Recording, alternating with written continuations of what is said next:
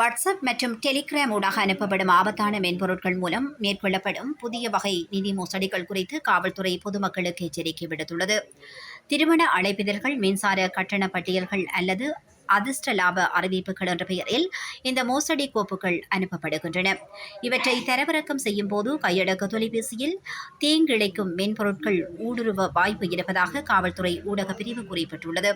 இதன் மூலம் மோசடிக்காரர்கள் கையடக்க தொலைபேசி திரையை கட்டுப்படுத்துவதுடன் வங்கி கணக்குகளுடன் தொடர்புடைய ரகசிய OTP இலக்கங்களையும் திருடி பணத்தை மோசடி செய்வதாகவும் காவல்துறையினர் எச்சரித்துள்ளனர். எனவே அறிமுகம் இல்லாத அல்லது சந்தேகத்திற்குரிய நபர்களிடம் இருந்து வரும் எந்தவொரு கோப்பையும் திறக்க வேண்டாம் என காவல்துறையினர் அறிவுறுத்தியுள்ளனர்.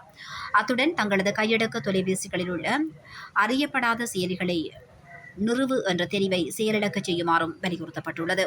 இதேவேளை செயலிகளை தரவிறக்கம் செய்யும் போது எப்போதும் உத்தியோகபூர்வமான இணையதளத்தின் ஊடாக அவற்றை பயன்படுத்துமாறு காவல்துறை வலியுறுத்தியுள்ளது.